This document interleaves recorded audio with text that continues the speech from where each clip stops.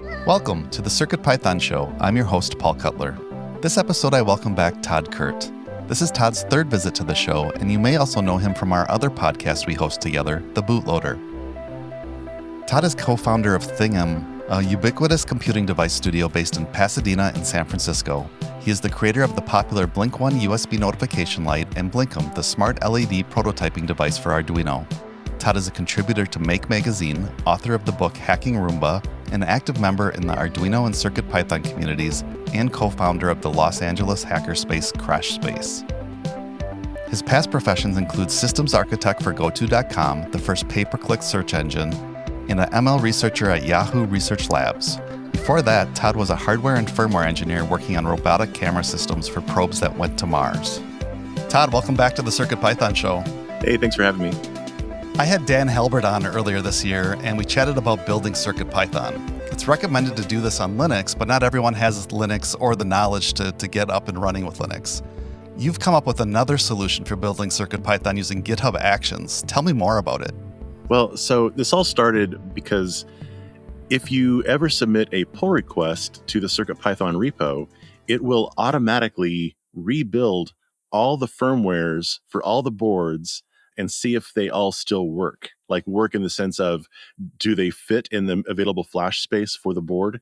And are there any compile problems? Because like, if you're only testing your little change on one board and it's something that can be used on other boards on different architectures, there might be problems. And this has happened to me a lot. So it's really great that like one of the gates that a pull request has to go through to be accepted into CircuitPython is that it has to pass through, does it build for all the boards? And there's like, 700, 800 boards now? So like, this is a pretty big lift. I think they've changed it recently. So if it detects that your change is only for a certain class of boards, it'll only build that class.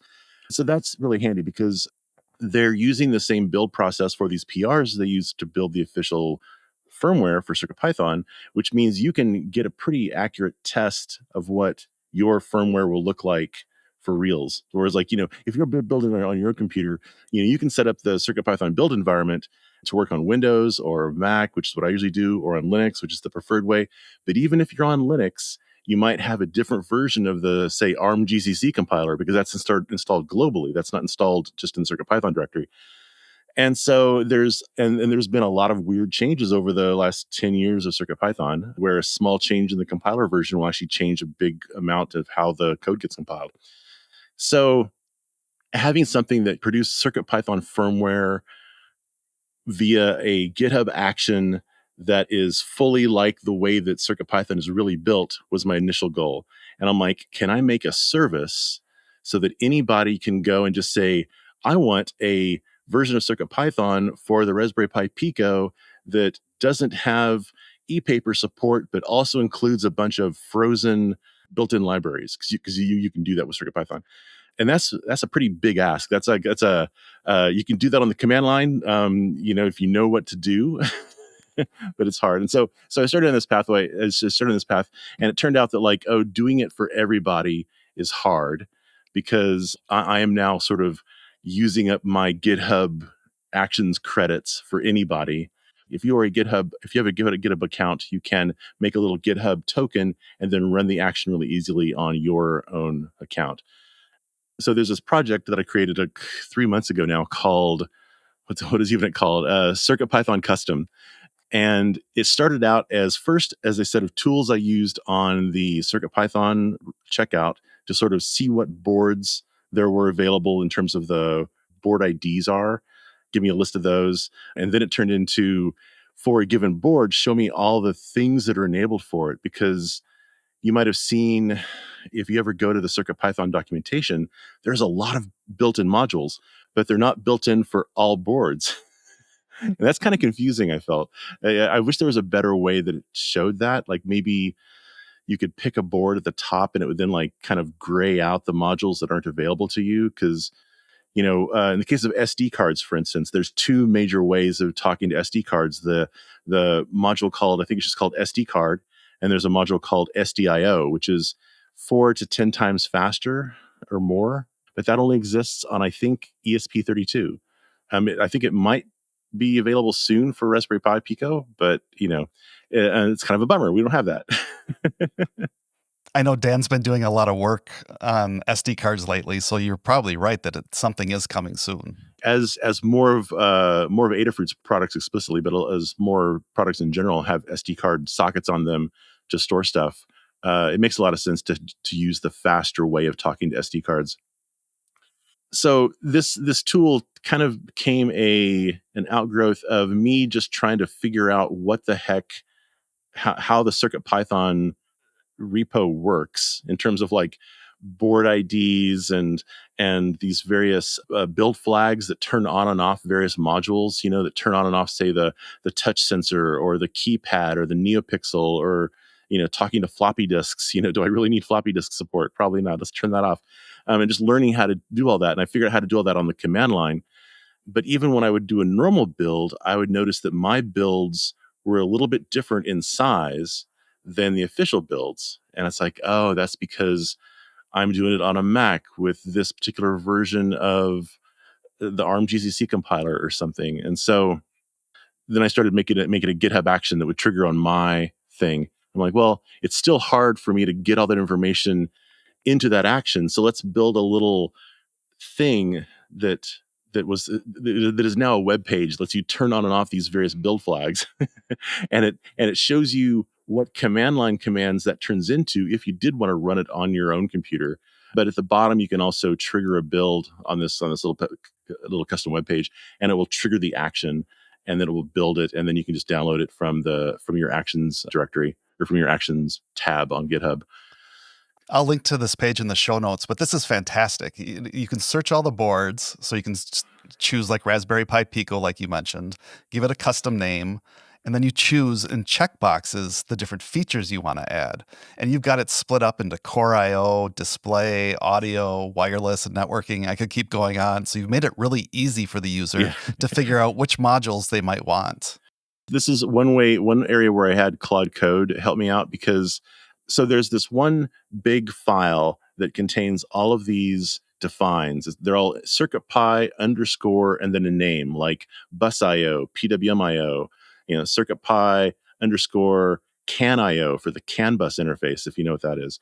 And all of these defines are defined for all the builds, but they only apply to certain what are called ports, basically which certain chips like the ESP32 or the RP2040 or something. And then there's also you could in theory have these defines that only work for a very specific board inside of a port. And so it was very confusing to know which of these magic defines are defined for all of CircuitPython, for defined just for say ESP32, and are defined just for this board. And so I tried to make a little interface that split it out both conceptually, like, oh, this is for core stuff, this is for display stuff, this is for USB, but also showed when the thing was defined for a specific port for a chip. It's not perfect, but it does let you see that, like, oh, for the Raspberry Pi Pico, if I select that, I can see that, okay, CircuitPy underscore Pulse.io is defined on the port level, which means for all RP2040s, and CircuitPy underscore Pico DVI is defined at the board level. So it's defined just for the Raspberry Pi Pico. So it probably won't be defined for another RP2040 based board that is smaller, like maybe the Qt Pi. It won't have the Pico DVI thing enabled because it doesn't have enough pins, for instance. And like turning on and off each of these can have big implications on how big the eventual firmware is. And if you turn on too many of them, the build maybe won't even work because you're turning on a feature that isn't available for that board, or it'll bust the amount of memory you have available to put your CircuitPython inside of. One of the neat things is at the bottom of the page, you have the CLI equivalent. So you actually can show the user, this is what it would look like if you were doing it in the command line on a computer. Yeah, this is actually what I use the most. Is I'll go through and I'll click on things, and then it'll tell me, okay, run these commands to do that, because I have a CircuitPython build environment kind of set up all the time. and yes, I could wait for the like 5 minutes it takes for GitHub Actions to do a build if I want it to be exact. But if I'm just testing stuff out, like, oh, let's see if I can add in. For instance, one of the things you can do is you can put in a bunch of what are called frozen modules, basically put in pure Python, CircuitPython libraries into the CircuitPython firmware. And so you can do that for the ones that the CircuitPython checkout knows about. You can just go click, click, click, and you can turn on like the NeoPixel or the MIDI library or something like that. And then you can see what those commands are, which then tells you, oh, when I do that, it's actually creating a file called user underscore pre underscore mp config port.mk. And you can add extra stuff in there. So you can, I can add other stuff. I can add other libraries that aren't in this list, for instance. Could you add custom code that you've written for the board in addition to libraries? Yeah, but then at that point, I wouldn't be using this tool. Like this is what I did recently. I wrote a CircuitPython core module. It's now a core module that we used to not be a core module, but Scott thought it was useful enough to be a core module. It was for this URX synthesizer device that has a very strange digital analog converter that needed very specific types of commands that the existing CircuitPython code didn't support. And so I wrote a C code with a Python class that was custom to it, and it was inside the directory for just that board, and it worked great. But it was a whole thing, and it was basically an extension of this custom file. There's other things you can add, but then Scott was like, "Hey, this should be a core module." I'm like, "Well, that makes it a much bigger problem because now I have to make these files work for kind of all of Python, all of CircuitPython instead of just this board." But it all worked out. So walk me through the process. If I want to do this, I fork your repo first. Yes. And I get my GitHub Actions token ready.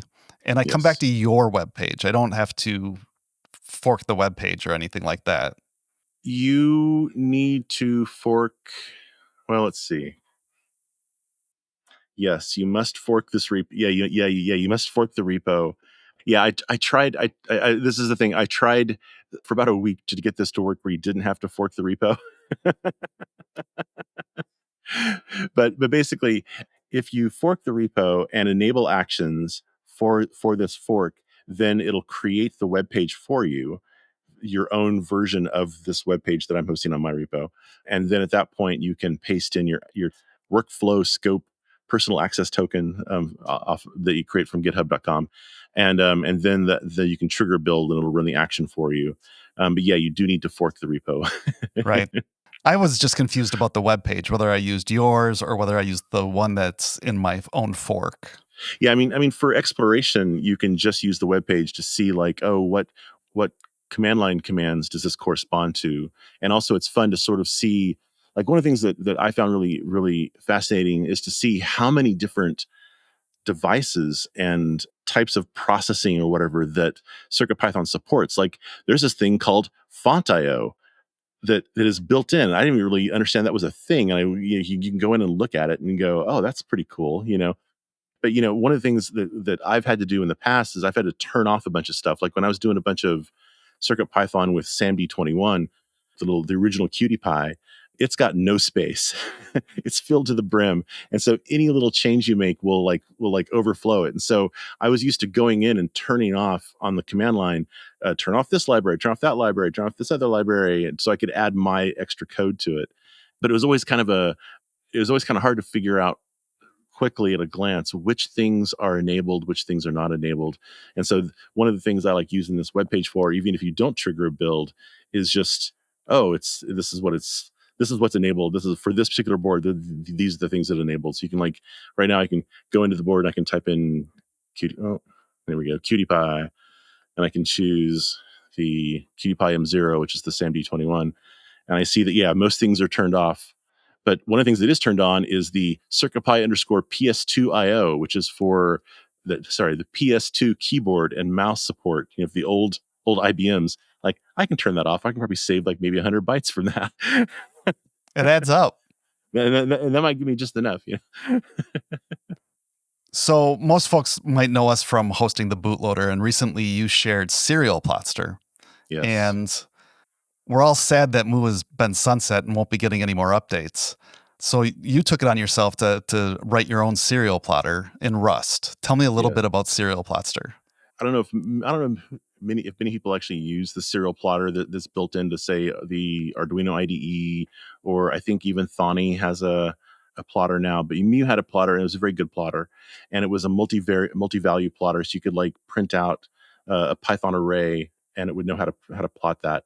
And so it was a really great way to like do a level up from printf debugging. You can actually see value debugging, where you can kind of see how values change over time. I'm a command line guy. I edit my files in a text editor that isn't part of an IDE. I use TO, the command line tool, to talk to serial ports in a terminal window. And so I'm like, well, let's have another program by itself that is a serial plotter. And I had one several years ago, and of course, because of time, it doesn't work anymore. And I'm like, well, the serial plotter isn't that hard. It's just reading values and graphing them on an XY. And there's this toolkit called Tauri, Tauri, that is it's a Rust environment that lets you write web pages for the GUI and then Rust for the back end. If your application has a back end, like a lot of people, like if their application is entirely a web page, the actual Rust involved is very little. It's just all JavaScript in a browser window, basically. And it's basically like a Rust version of Electron, if you know what Electron is. But the benefit of Tauri is that it like makes executables that are 10 megs instead of 200 megs, because it uses the OS's built-in web render, which on Mac is WebKit, on Windows it's Edge or something, which is Chromium based, I think. And so I don't know Rust, but I love this idea of Tauri. Let's have Claude Code help me write the Rust to graph stuff on a HTML canvas, because that's a real solved problem. That's easy. The GUI for that kind of stuff, you just do HTML elements and canvas commands to draw lines. But how do you talk to Rust? How do you write the Rust to talk to a serial port? And so I had Claude help me out with that. Talking to serial ports is pretty easy. Once you know how that works, seeing how it works in Rust is pretty obvious. The main thing for me was, once I got it working, was trying to get it to work at audio rates. So, for instance, if I'm like reading data from an audio device, I want to be able to maybe see that as an audio waveform on my little plotter. And doing that quickly is hard. Mu had a hard time with this. I think SerialPlotster actually works pretty good at that. So I'm pretty proud of that part. Yeah, the only thing that threw me with the serial ports, and I use TO like you do, is once SerialPlotster's running, you can't connect via TO. Yeah. This is the terrible problem with serial ports, is that only one program can talk to the serial port at a time. So you have to do the dance of disconnecting TO and then opening up your serial plotter, and then disconnecting the serial plotter and reopening TO. If I was serious about this, CircuitPython does have if you're doing CircuitPython has the ability to open up a second USB serial port, a second USB CDC channel. And so you can have your data on that one and then do the REPL on the original one. And then you don't have to worry about disconnecting. And so next time I'm going down any sort of serious path where I'm graphing data, I'll probably turn on the second serial port and use the serial plotter on that than on the REPL. Because I agree, it's a real pain in the butt to sort of like dance between the two programs. Yeah, it threw me at first, and then it clicked. Oh yeah, one serial port at a time. One serial port, sorry. Yeah, and it's really frustrating too, because the Arduino serial plotter is, I think, one of the best serial plotters out there. But unfortunately, the Arduino IDE is really greedy with the serial port, because there's no explicit connect disconnect button because it's trying to be kind of friendly. Like, oh, once you've got the board configured, if there's a serial port there, I'm going to connect to it for you. Haha. So it's like, no. I'll make sure to link to the download for SerialPlotster in the show notes as well. Oh yeah. I've not updated it in a while, but it should still work great. There's pre-built versions for Mac, Windows, and Linux. And if anybody has any questions about it or has any suggestions on how to improve it, let me know. So you just opened a store on smallrun.net where you sell synths running CircuitPython. It's been a couple of years since you've been on the show. Have you been working on any new hardware to add to the store in the near future? Yes and no. Yes, I've been building many little random boards over the last couple of years, but no, I don't really have any new ones. I think from the last time we talked, there's one that is really close, and Cooper, who I think has Cooper been on the show? Yeah, A couple Cooper's of been- times, Cooper, yeah, Cooper Dalrymple. He's really good with doing synthesizer stuff, and he wrote a really nice library for this work in progress synth that I have that I'm calling Synth Iota. Oops. Which, if you're watching this on video, you can see a little prototype of it. And it's a little synthesizer thing with 16 touch pads with LEDs and 8 knobs and some sliders and a display and a good high quality stereo DAC output. And it's driven by a Pico or a Pico 2. That all sits inside of a little 3D printed enclosure. And it's pretty cool. Cooper's library for it makes it really easy to get going. One of the things that's been sticking on me is that I've been working on trying to make some good synth engines that I like. Like one of the ones that I did a couple of months ago was this TB303 inspired one that hopefully might end up being used in an used by Adafruit at some point. but the TB303 is like this very squelchy bass sound that was used a lot in acid music, I guess, back in like the 90s and 2000s. Sort of the burbly synthesizer stuff. Trying to do that in SynthIO, the synth engine inside of CircuitPython, was a bit of a fun challenge because of the troubles of making digital algorithms sound like analog circuits. Sure. But yeah, so probably the next thing that'll be on the stores, both small run and maybe Tindy, is the Synth Iota board, which I think is a lot of fun. We'll have to keep an eye out for that. Tod, thanks so much for coming back on the show. Oh, thanks for having me, man. It's always fun to talk CircuitPython stuff. Thank you for listening to the CircuitPython Show. You can learn more about Tod at his website, todbot.com, or listen to him on the Bootloader podcast at thebootloader.net. For show notes and transcripts, visit www.circuitpythonshow.com. Until next time, stay positive.